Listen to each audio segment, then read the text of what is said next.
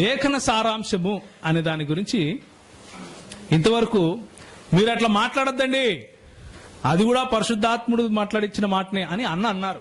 చాలా సంతోషం అన్న. I strongly believe in that. నేను కూడా అదే మాట నమ్ముతాను. ఏమనంటే యేసుక్రీస్తు ప్రభు వారు ఒక మాట అన్నారు, ఆకాశము భూమి గతించిపోతుంది గాని ఒక సున్నైనను పొల్లైనను గతించదు అన్నాడు. నేను ఇక్కడ నిలబడి మీ ముందు ధైర్యంగా ఏం చెప్తున్నాను అంటే, ఈ 66 పుస్తకాలలో ఉన్న ప్రతి మాట దేవుని దైవావేశము వలన కలిగింది అంటున్నాను.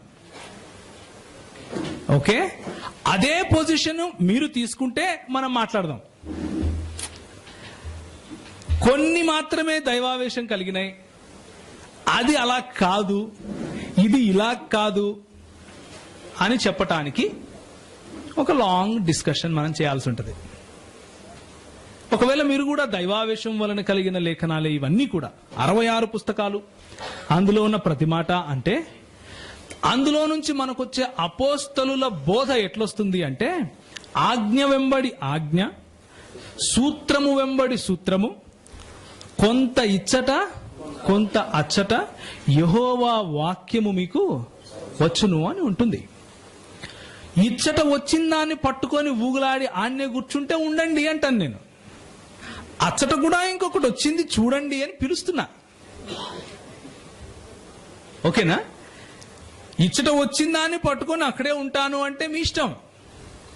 ఇచ్చట ఇంకొకటి కూడా వచ్చింది నాయన, అది కూడా చూడండి అని పిలుస్తున్నా. ఇచ్చట కొంచెము అచ్చట కొంచెము వచ్చిన మాటను, దేవుని వాక్యాన్ని తీసుకొని ఆనెస్ట్ గా ఏ విధంగా దాన్ని మనం అర్థం చేసుకుంటే మనకు లేఖనంలో ఉన్న సంపూర్ణ సత్యం తెలుస్తుంది అని తెలుసుకుంటే, అలాంటి ప్రయత్నం చేస్తే తప్పకుండా క్రైస్తవ్యంలో ఉన్న త్రిత్వము అనే సిద్ధాంతము ఎందుకు సార్వత్రిక క్రైస్తవ్యం నమ్ముతా ఉంది అన్న విషయం తెలుస్తుంది. క్రీస్తు కీర్తనాకారుడి ప్రత్యక్షత చూద్దాం. ఇంతకు ముందు చూశాం 102వ అధ్యాయంలో కీర్తన. అక్కడ ఏముంది అని అంటే, ఆదియందు నీవు భూమికి పునాది వేసితివి, ఆకాశములు కూడా నీ చేతి పనులే అంటున్నాడు కీర్తనకారుడు. ఆదియందు భూమికి పునాదులు ఎవరు వేశారు అని నేను ప్రశ్నిస్తే, మరి యెహోవా వేశాడా, యేసు వేశాడా అని అంటే, బహుశా కొంతమంది ఎలా చెప్పొచ్చు అంటే, యెహోవా యేసు ద్వారా వేయించాడు అని చెప్పొచ్చు. ముందు యేసును కన్నాడు, ఆ తర్వాత యేసు వీటికి పునాదులు వేయించాడు అని చెప్పొచ్చు. కాకపోతే ఒకసారి అది చదివి చూద్దాం. కీర్తన 102 25 నుంచి 27 వరకు.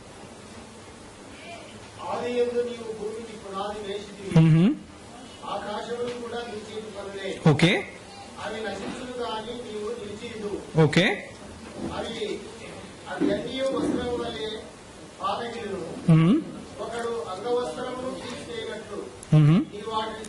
చాలన్నా, ఇవన్నీ కూడా యెహోవా సృష్టించిన యేసు చేస్తున్నాడు అని చెప్పేవాళ్ళు చెప్పొచ్చు. కాకపోతే 102వ కీర్తన ఎలా మొదలైంది అన్న విషయం ఒకసారి చదవండి. 102వ కీర్తన 1వ వచనం, యెహోవా, ఈయన యేసు ప్రభువుకు ప్రార్థన చేస్తున్నాడా?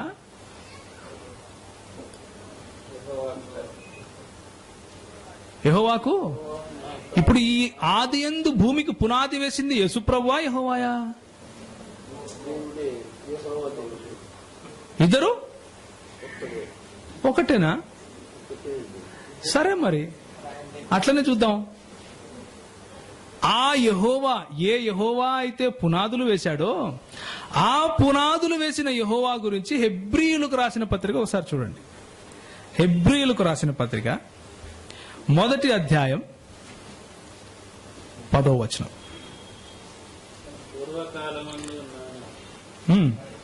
10వ వచనం చదవాలి.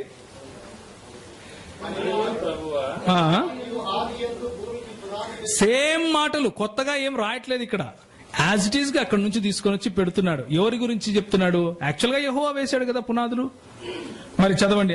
ప్రభువా నీవు ఆది యందు భూమికి పునాది వేసితివి, ఆకాశములు కూడా నీ చేతి పనులే. అవి నశించును గాని నీవు నిలిచియుందువు. ఓకే, అవన్నీ వస్త్రం వలె పాతకిలు. చాలన్నా. ఇవన్నీ ఎవరి గురించి చెప్తున్నాడు? 8వ వచనం చదవండి. అదే అధ్యాయంలో 8వ వచనం చదవండి.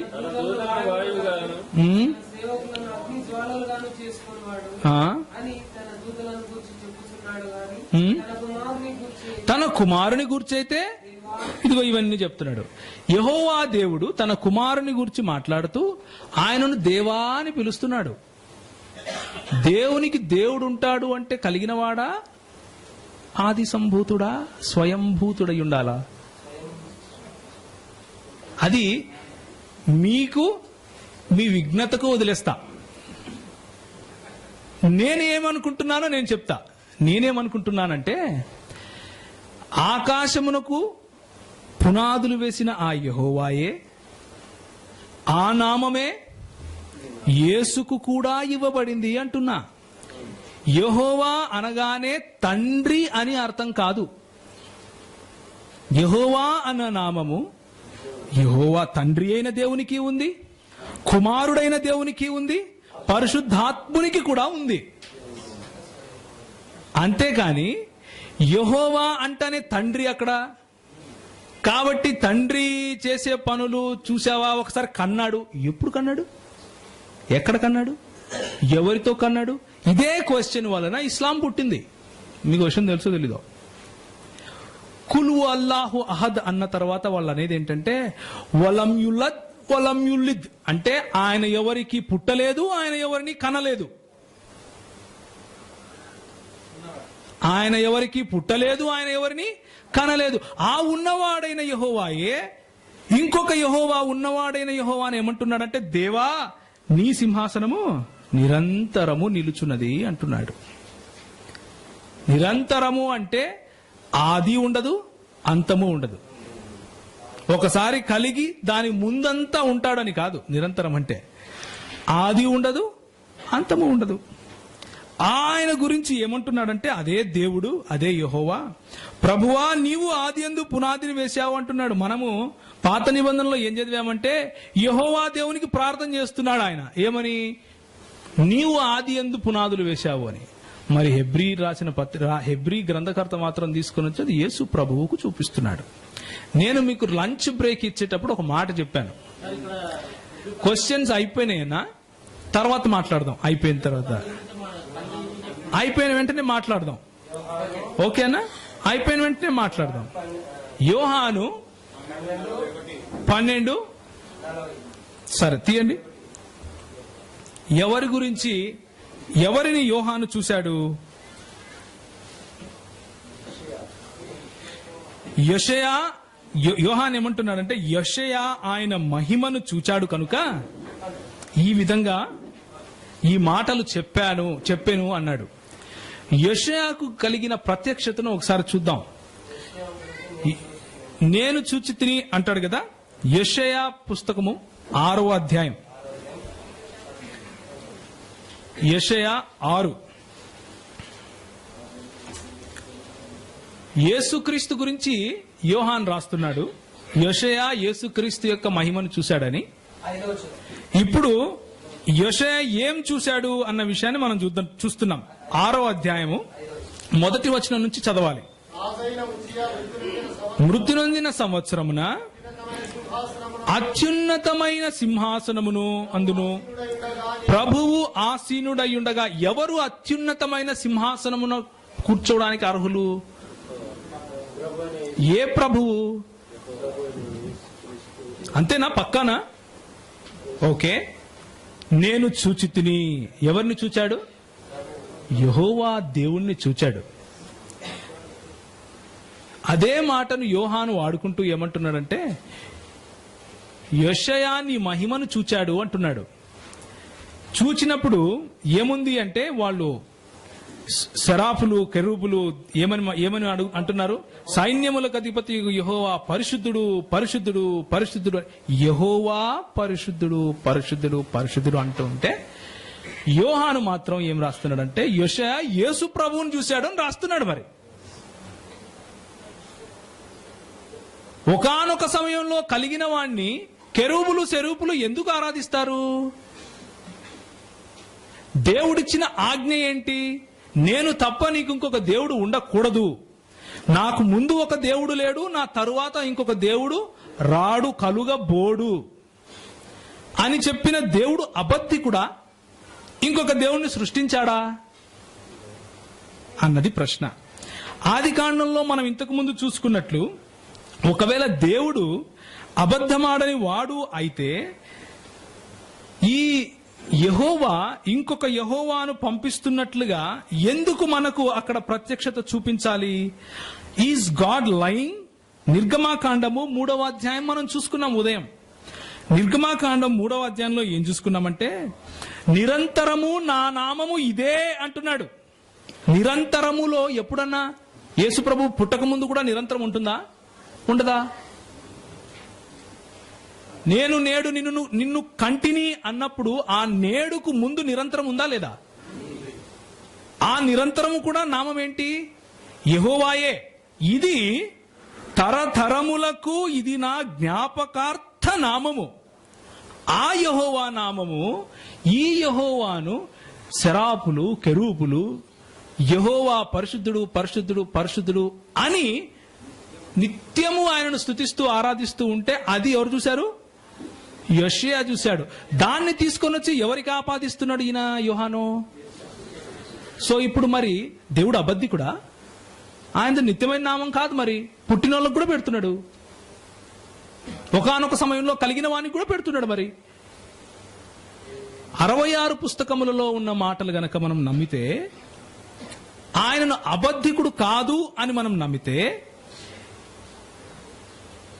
యేసు ప్రభువు ఒకానొకప్పుడు కలిగిన వాడు కాదు అని మనకు స్పష్టంగా మనం అర్థం చేసుకోవాలి. తరువాత ఇదే మాటను ఇంకొక మాట చూద్దాం. కీర్తనలు 45:6-7. ఇంతకు ముందు కూడా మనం చూసాం ఇదే మాటను.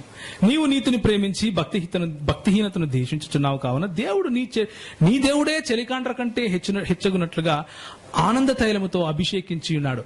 దేవుడు దేవా అని ఒక దేవునితో మాట్లాడుతున్నాడు.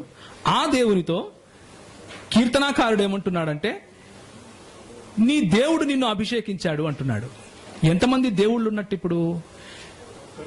అలాంటప్పుడు ఒకవేళ గనక కలిగినటువంటి యేసుక్రీస్తు ఒకానొక సమయంలో కలిగి ఆయన దేవుడైతే, ఆయన కంటే ముందు ఒకడే దేవుడున్నాడు.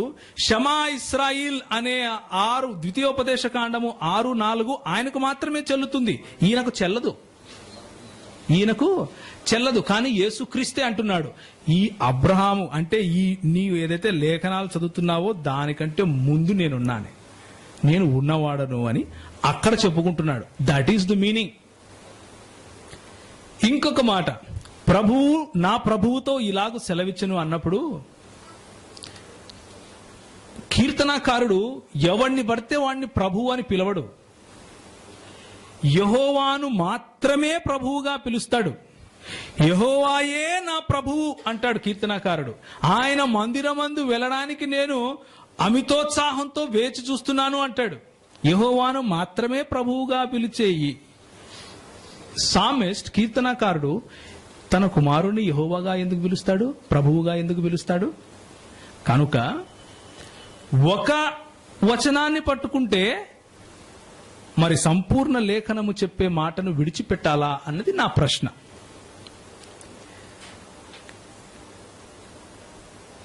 సో పాత నిబంధన గ్రంథంలో మనం ఏం చూసామంటే యాహ్వేను చూసాం, యెహోవా దూతను చూసాం, యెహోవా ఆత్మను చూసాం. యెహోవా ఆత్మను ఎక్కడెక్కడ చూడొచ్చు అంటే 2వ సమూయేలు 23:23లో చూడొచ్చు. యోబు గ్రంథము 33వ అధ్యాయము 4వ వచనంలో చూడొచ్చు. యెషయా గ్రంథము 48వ అధ్యాయము 16వ వచనంలో చూడొచ్చు. 16వ వచనంలో మనం చూసినప్పుడు ఏమని చూసామంటే, ఇప్పుడు యెహోవాయు ఆయన ఆత్మయు నన్ను పంపుచున్నది అని చూశాం. యెహోవా ఆత్మ, యాహ్వే మరియు యెహోవా దూత, ఈ ముగ్గురు వ్యక్తులకు సరి సమానముగానే అదే భావమును చూపిస్తూ నూతన నిబంధన గ్రంథంలో తండ్రి అయిన దేవుడు, కుమారుడైన యేసుక్రీస్తు, పరిశుద్ధాత్ముడైన దేవుడు అన్న పదాలు వాడుతున్నాం. తండ్రి అయిన దేవుడు, కుమారుడైన యేసుక్రీస్తు, పరిశుద్ధాత్ముడైన దేవుడు అన్న పదాలు వాడుతున్నాం. కొద్ది కాలం క్రితము మేము ఒక ఆయనతో మాట్లాడాం. ఆయన కూడా ఇదే మాట అన్నాడు. ఏమన్నాడంటే, క్రైస్తవ్యము ఒక పెద్ద లోపంలో ఉంది. అది ఏంటి అంటే, దేవుని కుమారుణ్ణి కుమారుడైన దేవుడు అని చేసేసింది. వింతగా ఉందా? దేవుడి కుమారుణ్ణి కుమారుడైన దేవునిగా చేసింది కాబట్టే సమస్య అంటున్నాడు. God's son is made into the son God, or God the son. Son of God is made into God the son. అందుకు సమస్య వస్తుంది అన్నాడు. కాకపోతే the son of God is none other than Yahweh అని దేవుని వాక్యం చెబుతా ఉంది. Is none other than Yahweh. కాకపోతే యూనిటేరియన్లు అంటే, ఇక్కడ తండ్రి వేరు కుమారుడు వేరు అని నాకు కనబడటం లేదు అని చెప్పేవాళ్ళు ఏమంటారంటే, వాళ్ళకు ఫుల్ సంతోషం వచ్చేస్తుంది. అబ్బా యెహోవాయే యేసు, యెహోవాయే యేసు, కాబట్టి యేసునామే. అందుకే రెండవ సెషన్ లో నేను బలమైన ఫౌండేషన్ వేశాను మీకు. ఏమని? ఇద్దరు వేరు వేరు వ్యక్తులు అక్కడ మనకు కనిపిస్తున్నారు. ఒక యెహోవా క్రింద నుంచి పైనున్న యెహోవాతో అగ్నియు గంధకములను. మొట్టమొదట మనం అర్థం చేసుకోవాల్సినటువంటి ఫౌండేషన్ ఏంటంటే, దేవునిలో బహుళత్వము ఉంది. రెండవ సత్యం మనం అర్థం చేసుకోవాల్సింది ఏంటంటే, యెహోవా అనగానే తండ్రి అయిన దేవుణ్ణి గుర్తుపెట్టుకోవద్దు. యెహోవా అంటే ఉన్నవాడను అనువాడైన దేవుడు. ఆయన తండ్రి, కుమారుడు, పరిశుద్ధాత్మునిగా మనకు తన ఉనికిని చాటుకున్నాడు అన్న విషయాన్ని అర్థం చేసుకోవాలి. నేను చెప్పే విషయంలో తండ్రి దేవుడే గాడ్ నంబర్ 1, కుమారుడు దేవుడే గాడ్ నంబర్ 2, పరిశుద్ధాత్ముడు దేవుడే గాడ్ నంబర్ 3. సో 1+1+3 = ఎంత? ముగ్గురు దేవుళ్ళ మీకు అని అడిగే ప్రయత్నం పొరపాటున కూడా చేయకండి. ఎందుకంటే తండ్రి అయిన దేవుడు, కుమారుడైన దేవుడు, పరిశుద్ధాత్మ దేవుడు 1 అంటాను నేను. 1 అవుతుంది. మ్యాథమెటిక్స్ ఉపయోగించే ప్రయత్నం కూడా చేయకండి. నిత్యుడైన దేవుడు, లేకపోతే ఇటర్నిటీ, లేకపోతే ఇన్ఫైనైట్ అన్నాం మనం. అందుకే ఆ మాట కోసమనే నేను ఉదయము అరగంట మీతో మాట్లాడాను. ఇన్ఫైనైట్ అన్న పదము గనక లేకపోతే ఒకరిని దేవుడు అని పిలవటానికి వీలు లేదు. అలాంటిది కుమారుడైన దేవుణ్ణి హెబ్రీలకు రాసిన పత్రిక 1వ అధ్యాయం 8-13 మనం చదివాం. స్పష్టంగా దేవుడు అని పిలుస్తున్నారు. రోమీయులకు రాసిన పత్రిక 9వ అధ్యాయం 5వ వచనం తీసి గట్టిగా చదవండి. రోమీయులకు రాసిన పత్రిక 9వ అధ్యాయం 5వ వచనం. ఈయన సర్వాధికారి అయిన దేవుడై ఉండి నిరంతరము. ఇది ఎవరి గురించి మాట్లాడుతున్నారు? పక్కన దేవుడై ఉంటే మరి చిన్న దేవుడా? సబార్డినేట్ దేవుడా? కొంచెం పొట్టుంటాడా యెహోవా కంటే? లేకపోతే గడ్డం ఉండదా? లేఖనము సంపూర్ణంగా ఇచ్చట కొంచెము అచ్చట కొంచెము వచ్చినప్పుడు దాన్ని సంపూర్ణంగా అర్థం చేసుకునే బాధ్యత, హోంవర్క్ దేవుడు నీకు నాకు ఇచ్చాడు అంతే. వేరే వాడెవడో చదువుకొని వచ్చి చెప్తే నేను వింటాను అనే దృక్పథం ఉంటే మరి అలాగే ఉంటది. తీతుకు రాసిన పత్రిక 2వ అధ్యాయం 13వ వచనం, టైటస్ చాప్టర్ 2 వర్స్ 13. ఇక్కడ నూతన నిబంధన గ్రంథము యేసుక్రీస్తు గురించి ఏమంటా ఉందంటే, అనగా మహాదేవుడును మన రక్షకుడునైనా యేసుక్రీస్తు. ఇక్కడ మహాదేవుడు ఎవరు అంటే all mighty God. Only mighty God కూడా కాదు, యెహోవా సాక్షులు ఈ మాట అంటుంటారు. జీసస్ క్రైస్ట్ ఈజ్ గాడ్, దేవుడే, కానీ మహాదేవుడు కాదు. మహాదేవుడు ఎవరు? యెహోవా. అందుకే ఇట్లాంటివి వస్తాయని బహుశా మన అపోస్తలులకు ముందే తెలిసేమో. మహాదేవుడును రక్షకుడునైనా యేసుక్రీస్తును మనం ఆరాధించాలి అని వాళ్ళు బల్లగుద్ది మరి చెప్తున్నారు. వాళ్ళ ఆరాధన యేసుక్రీస్తుకే. 1 యోహాను 5వ అధ్యాయం 20 నుంచి 21 వరకు, ఆయనే నిజమైన దేవుడును నిత్య జీవమును అయి ఉన్నాడు. ఎవరు ఆయన? 20 నుంచి చదవన్నా. దేవుని కుమారుడు వచ్చి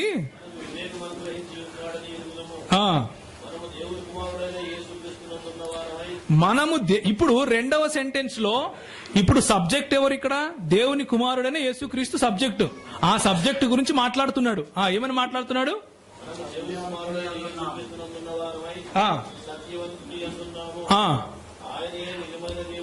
ఏ యేసుక్రీస్తు గురించి అయితే మాట్లాడుతున్నానో ఆయనే నిజమైన దేవుడు, నిత్య జీవము అయి ఉన్నాడు. నిజమైన దేవుడు యేసుక్రీస్తే. యెషయా చూసింది యేసుక్రీస్తునే. యేసుక్రీస్తే స్వయంగా నేను ఉన్నవాడును అని చెప్పుకుంటున్నాడు. యేసుక్రీస్తుని గురించి పౌలు ఆయన ఏమంటున్నాడు?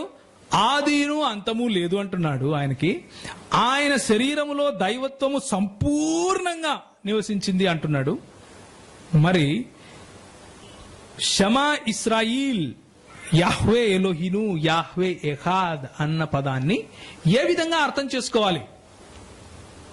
అద్వితీయుడు అన్న దేవుణ్ణి ఇప్పుడు ఏ విధంగా అర్థం చేసుకోవాలి? లేఖనం ఏం చెప్తా ఉంది అంటే దేవుడు ఒక్కడే అంటోంది. అదే లేఖనము తండ్రి అయిన దేవుణ్ణి యెహోవాగా పిలుస్తా ఉంది, కుమారుడైన దేవుణ్ణి యెహోవాగా పిలుస్తా ఉంది, పరిశుద్ధాత్ముణ్ణి యెహోవాగా పిలుస్తా ఉంది. ఇప్పుడు ఎలా అర్థం చేసుకోవాలి? ఎలా అర్థం చేసుకోవచ్చు అంటే, పోనీ పరిశుద్ధాత్ముడు ఎలా దేవుడు అన్న ఒకవేళ క్వశ్చన్ ఉంటే టైం వేస్ట్ కాకుండా నేను మీకు అలా పెట్టాను. ఇంతకు ముందు చెప్పినవే మీరు అవి నోట్ చేసుకోవచ్చు. సమయం దొరికినప్పుడు దాన్ని చూడండి. మచ్చుకు అపోస్తలుల కార్యం 13:2 చూస్తే అననీయ సఫీరాలు చేసిన అబద్ధము దేవునితో అబద్ధముగా, లేకపోతే దేవుణ్ణి కించపరిచినట్లు, బాధపరిచినట్లుగా అక్కడ చెప్పడం జరిగింది. హెబ్రీయులకు రాసిన పత్రిక 3:7-11 చూస్తే స్పష్టంగా ఆయన దేవునితో ఆయనను పోల్చడం జరిగింది. ఇప్పుడు మనము ఈ త్రిత్వాన్ని వివరించే పట్టి చూస్తాం.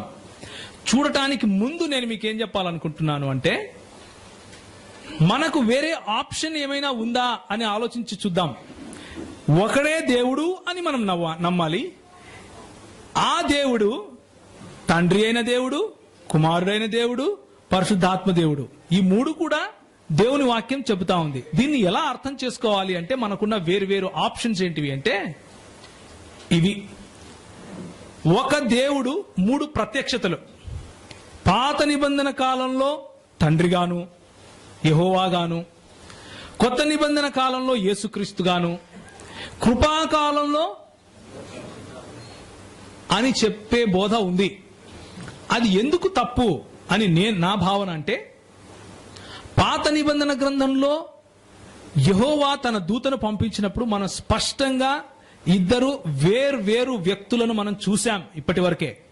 కాబట్టి ఆ ఎక్స్ప్లెనేషన్ సరిపోదు.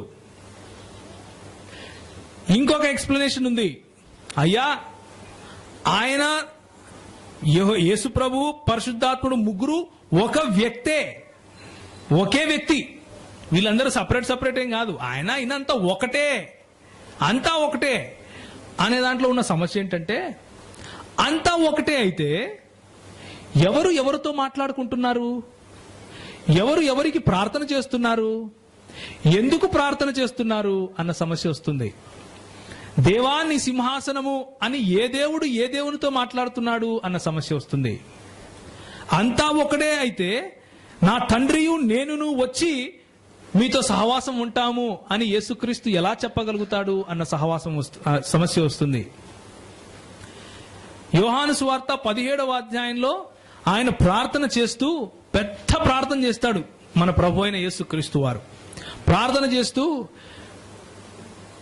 ఈ భూమి అయితే ఈ సృష్టింపబడటానికి ముందు నీ వద్ద నాకు ఏ మహిమ అయితే ఉందో ఆ మహిమ గురించి నేను అని ఒక ప్రార్థన చేస్తాడు. మనము ఎలాగూ ఏకమై ఉన్నామో అంటూ ప్రార్థన చేస్తాడు. ఆ సృష్టింపబడటానికి ముందున్న మహిమ ఒకవేళ యేసుక్రీస్తుకు ఇస్తే తండ్రి అయిన దేవుడు ఆయన అబద్ధికుడు అవుతాడు.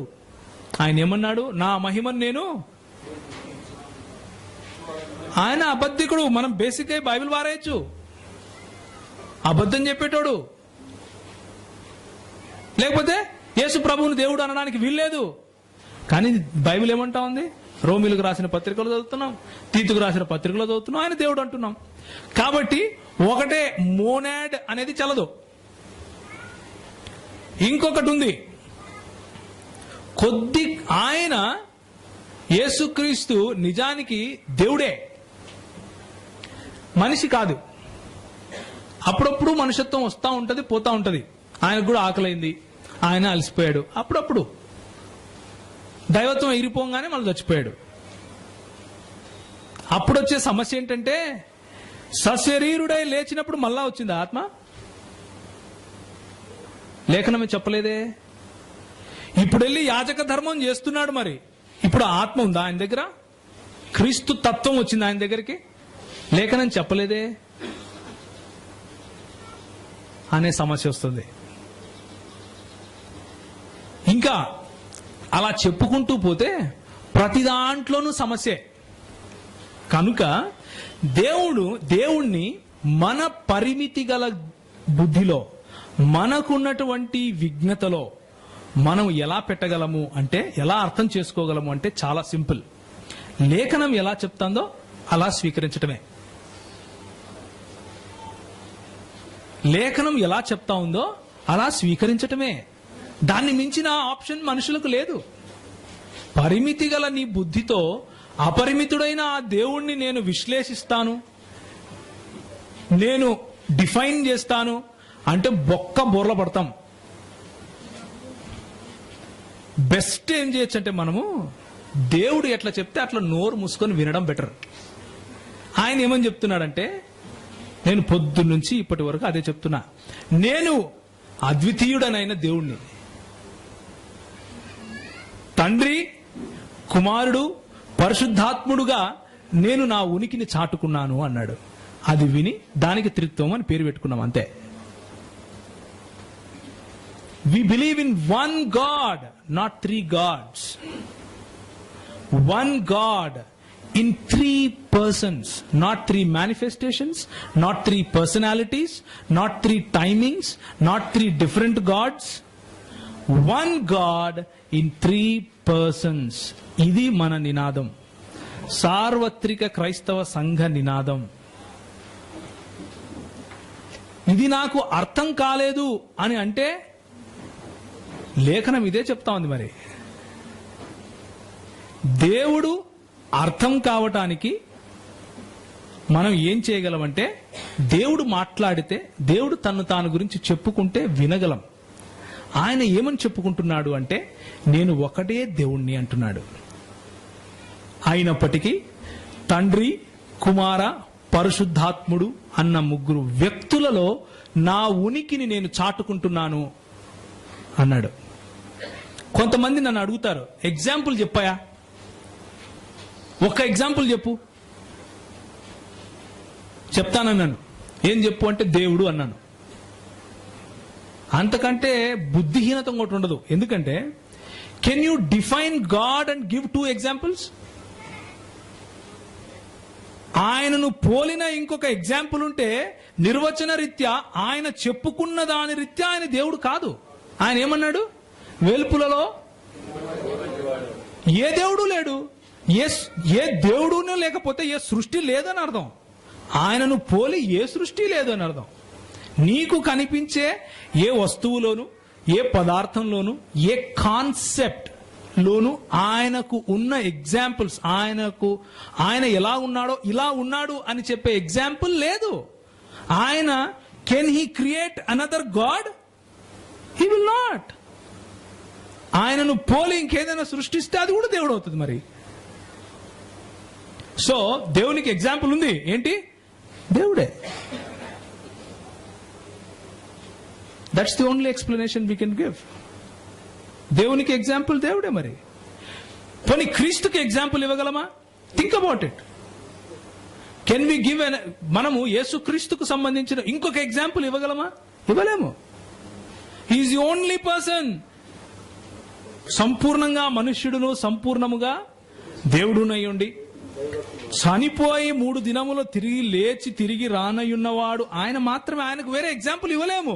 Can you define Jesus Christ and give example? No example. Yes, I can give. What is that? Jesus Christ himself.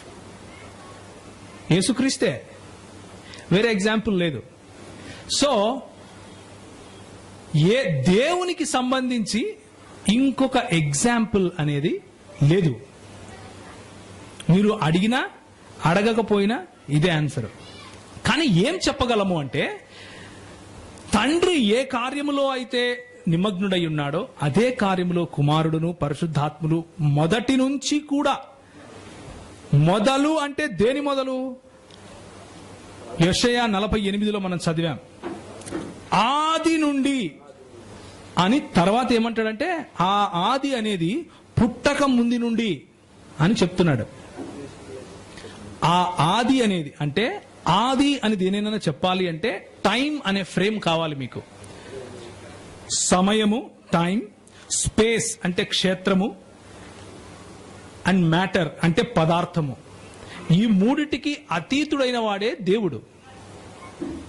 సమయము, క్షేత్రము, పదార్థమునకు అతీతుడైన వాడే దేవుడు. పదార్థములో నిర్బంధించగలిగితే వాణ్ణి దేవుడు అనలేము. సమయమునకు లోబడి ఉంటే వాణ్ణి దేవుడు అనలేము. క్షేత్ర పరిధిలో ఉంటే దేవుడు అనలేము. ఏ యెహోవానైతే నేడు యెహోవాయు ఆయన ఆత్మయు నన్ను పంపుచున్నది అని అన్నాడో, ఆ యెహోవా ఏమంటున్నాడంటే, ఆ ఆది అనేది పుట్టక ముందు నుండి నేను మాట్లాడుతున్నాను అంటా ఉన్నాడు. సో సమయానికి ముందు నుండి కూడా, సమయము అనేది కలుగక ముందు నుంచి కూడా ఆయన ఉన్నవాడు అని అర్థం. కనుక నేడు నేను నిన్ను కనియున్నాను అంటే ఆ నేడు అనేది ఏంటి? ఎప్పుడైతే కీర్తనకారుడు చెప్తున్నాడో ఆ రోజా? అంతకు ముందు యేసుప్రభు లేడా? యేసుప్రభు అంతకు ముందు లేకపోతే దావీదు కంటే చిన్నవాడు అవుతాడు. దావీదు కంటే చిన్నవాడైతే అబ్రహాము కంటే ముందు నేను ఉన్నానని ఎలా చెప్పగలుగుతాడు? చెప్పలేడు. నేడు నేను నిన్ను కనియున్నాను అని తండ్రి చెప్పే సమయంలో ఇంకేదైనా నేడు ఉందా, ఇంకేదైనా సమయం ఉందా అంటే, యెషయా 48లో మనం ఏం చూసామంటే సమయము కంటే ముందు నుంచి ఆయన ఉన్నాడు అని చూస్తున్నాం. మరి కాబట్టి అది ఒక మనకు మన లిమిటేషన్స్ లో అర్థమయ్యేందుకు ఆయన వాడిన భాష అని అర్థం చేసుకోవాలి. ఆయనను కనినాడు కాబట్టి ఆయన సబార్డినేట్ గాడ్ కాదు. ఉదాహరణకు చెప్తాను. సుధాకర్ అంకుల్ దగ్గరికి వెళ్ళి నేను, అంకుల్ దయచేసి నాకు ఒక గ్లాసు నీళ్లు ఇస్తారా అని అడిగాను అనుకోండి, నేను తక్కువ మనిషిని, ఆయన ఎక్కువ మనిషి అయిపోతాడా? ఆయన మనిషే, నేను మనిషే కదా. మనుషత్వం చేంజ్ అయిపోతుందా? కొంతమంది ఇలా అంటారు, యేసుక్రీస్తు ప్రార్థన చేశాడు కదా కాబట్టి ఆయన దేవుడు కాదు. నేను మా నాయన వెళ్ళి 10 రూపాయలు అడిగితే నేను తక్కువ మనిషిని అయిపోతున్నా? నాకు అర్థం కాలేదు ఇది లాజిక్. అడగటానికి మనుష్యత్వం తగ్గిపోవటానికి రిలేషన్ ఏంటి? యేసుక్రీస్తు తండ్రిని దేవుడు అని పిలిచాడు కాబట్టి యేసుక్రీస్తు దేవుడు కాదు అంటారు. అంటే నేను అలా నడుచుకుంటూ వెళ్తున్నాను అనుకోండి, ఏమయ్యా మనిషి ఇట్రా అని ఎవరన్నా నన్ను పిలిస్తే పిలిచినోడు మనిషి కదా? What kind of logic is this? అర్థం కాలేదా మీకు నేను చెప్పింది? నేను వెళ్తున్నాను, ఏమయ్యా మనిషి ఇట్రా అని ఎవరన్నా పిలిచారనుకోండి, పిలిచినోడు మనిషి కాకుండా పోతాడా? అబ్సల్యూట్లీ మనిషే. కాబట్టి కుమారుడు తండ్రిని దేవా అని పిలిచినంత మాత్రాన కుమారుడు దేవుడు కాకుండా పోడు, ఆయన దేవుడే. దేవునిగా పిలువబడ్డాడు. ఫిలిప్పీయులకు రాసిన పత్రిక 1:2 తండ్రి పిలువబడ్డాడు. యోహాను 1:14 ఇది తప్పకుండా చదవాలి మనం. యోహాను 1:14 ఆ వాక్యము, ఏ వాక్యము? ఆది నుండి ఉన్న వాక్యము, ఆది నుండి దేవునితో ఉన్న వాక్యము, ఆది నుండి దేవుడై ఉన్న వాక్యము. ఈ ఆది అంటే ఏంటి? నేను నేడు నిన్ను కని ఉన్నాను అనే అదే కాదు.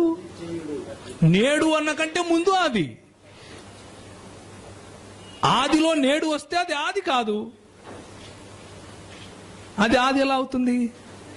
ఆది అంటే మొత్తము సమయము అనే బంధకముకు బయట, beyond the limitations of time, నేను అవును తండ్రితో ఉన్నాను. మరి వాక్యము దేవుడై ఉన్నది. ఒకవేళ దేవుడు సమయము అనే బంధకంలో ఉంటే దేవుడు ఎలా అవుతాడు? సెషన్ అయిపోయిన తర్వాత నాకు చెప్పన్నా, నేను నవ్వుకుంటా.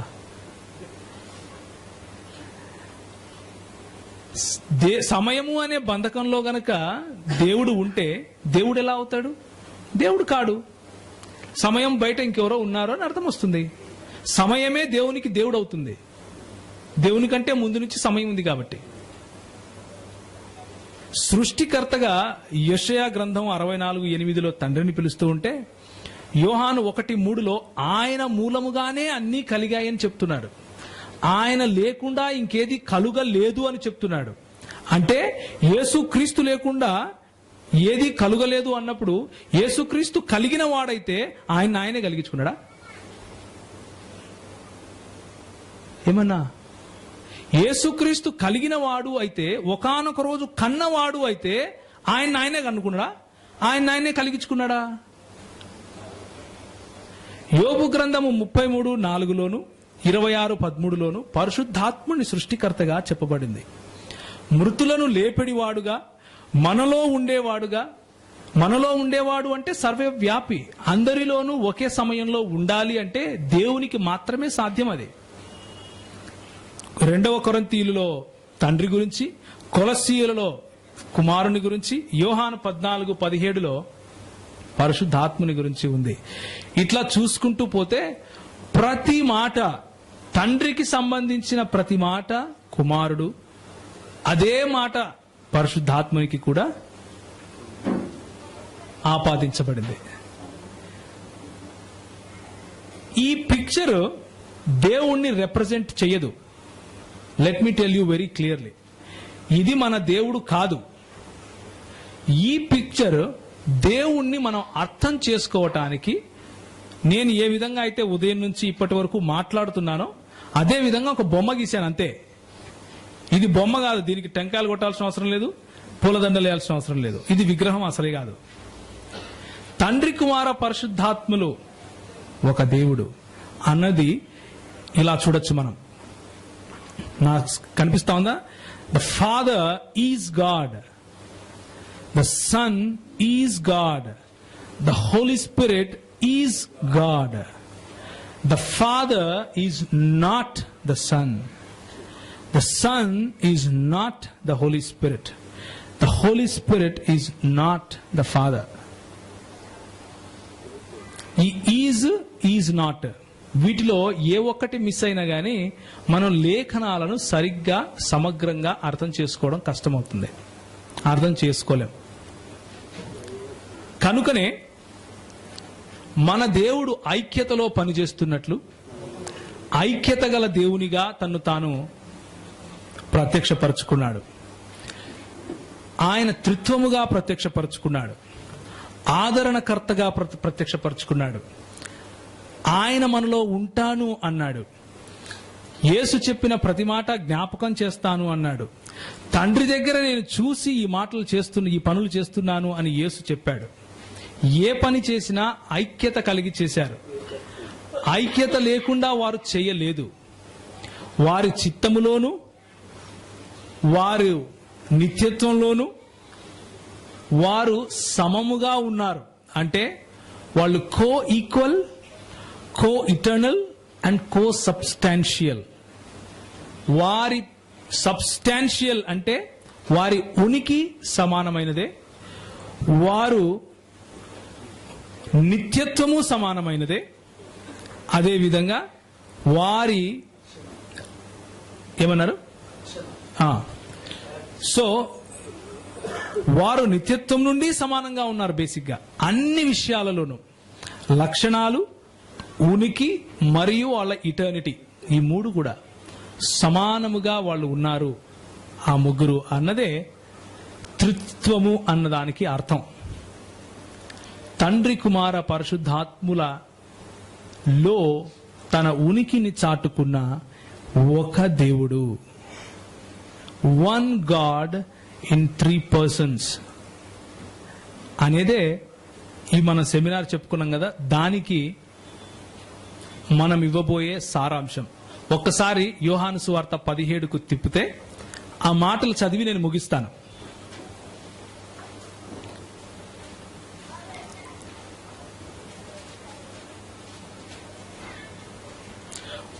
ఆయన ఏ విధంగా అన్ని విధాలుగా ఐక్యత కలిగి ఆయన జీవిస్తున్నాడో, ఆయన ఉనికి ఉందో, ఆయన మనకిచ్చే పిలుపు ఏంటంటే నన్ను పోలి నడుచుకోండి అంటున్నాడు. మనలో ఐక్యత కలిగి ఉండాలి అని అంటున్నాడు. మనలో ఐక్యత లేకపోతే, సంఘీభావం లేకపోతే, ఆన్సర్లు తెలియనప్పుడు వెకిలి నవ్వులు నవ్వుతాం. సంఘీభావం లేకపోతే ప్రశాంతంగా సాగుతున్న వాతావరణంలో పిచ్చి మాటలు, పిచ్చి చేష్టలు చేస్తాం. ఈ ఐక్యత కలిగి ఉండాలి అని నేను మిమ్మల్ని ఆహ్వానిస్తున్నాను. 17వ అధ్యాయంలో ఆయన ఏమని ప్రార్థిస్తాడంటే, ప్రభువా, నేను వీళ్ళని లోకంలో విడిచిపెట్టిపోతున్నాను. ఆ మహిమను, ఏ మహిమనైతే నువ్వు ఎవరికి ఇవ్వవో, ఏ మహిమైతే నాకు ముందు నుంచి నీ దగ్గర ఉందో, అలాంటి మహిమను వీళ్ళకి ఇచ్చిపోతున్నాను.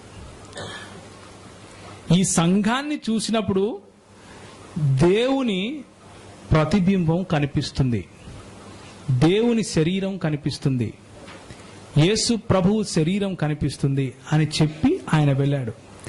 దీన్నే భిన్నత్వంలో ఏకత్వంగా మనం చెప్పుకుంటున్నాం. ఈరోజు మన సంఘము ఒకటే అయినప్పటికీ మనమందరము కూడా కలిసి ఉన్నాం. అందులో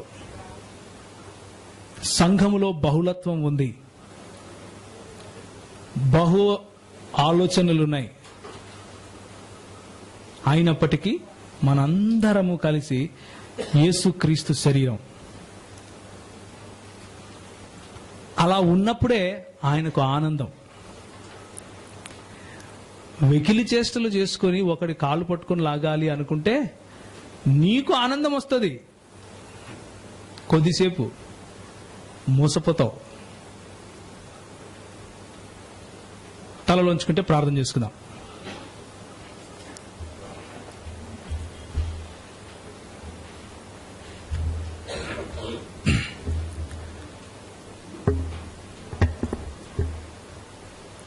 లేఖన సారాంశం ఏంటంటే, కొద్దిగా ఇచ్చట కొద్దిగా అచ్చట యెహోవా వాక్యము మనకు ప్రత్యక్షపరచబడినప్పటికీ ఆ వాక్యమంతా కలిసి ఒకే మాటను చెబుతా ఉంది. ఆ వాక్యం మొత్తము ఒకే విషయాన్ని మనకు నేర్పిస్తా ఉంది. అది ఏమిటి అంటే, అవలీలగా నేర్చుకోవటానికి, అవలీలగా ఎగ్జాంపుల్స్ ఇవ్వటానికి, నీకు అర్థం కాకపోతే తప్పుడుగా ఆయనను రిప్రజెంట్ చేయటానికి దేవుడు అన్న కాన్సెప్ట్ నేను ఉదయం చెప్పినట్లు మార్కెట్లో దొరికే చౌకబారు ప్రోడక్ట్ కాదు. దేవుడు అనే ఈ అంశంలో మనం ఆలోచించి ఆయన లోతులు ఎత్తులు కనుక్కోవాలి అంటే సాధ్యపడదు. ఎందుకంటే ఆయన అనంతుడు. కానీ యేసుక్రీస్తు ఇచ్చే పిలుపును గనక మనము స్వీకరించి, నేను దీన మనస్సు గలవాడిని, నేను నమ్రుడను, నా కాడి సులువైనది, నా దగ్గరికి వచ్చి నేర్చుకో అని ఇచ్చే పిలుపును గనక తీసుకుంటే, ఆయన చెప్పే మాటల్లో చాలా స్పష్టమైన అర్థం ఏమిటంటే, వన్ గాడ్ ఇన్ 3 persons. సార్వత్రిక క్రైస్తవ సంఘము ఆరాధించే దేవుడు ఒక దేవుడు. ఆయన తన ఉనికిని 3 వ్యక్తులలో చాటుకున్నాడు. నువ్వు దేవా అని పిలిచినప్పుడు, నువ్వు ప్రార్థించినప్పుడు, నువ్వు ఆరాధించినప్పుడు ప్రతిసారి కూడా ఈ త్రియేక దేవుణ్ణే ఆరాధిస్తున్నావు అన్న విషయం మర్చిపోకు. అందుకనే ప్రకటన గ్రంథము 5వ అధ్యాయంలో సింహాసనాసీనుడైన దేవునికిని గొర్రె పిల్లకును అన్న మాట ఉంటుంది.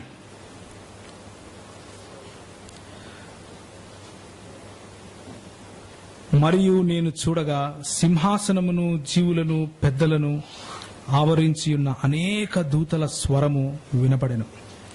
వారి లెక్క కోట్ల కొలదిగా ఉండెను. వారు వధింపబడిన గొర్రెపిల్ల శక్తియు, ఐశ్వర్యమును, జ్ఞానమును, బలమును, ఘనతయు, మహిమయు, స్తోత్రమును పొందనర్హుడని గొప్ప స్వరముతో చెప్పుచుండిరి.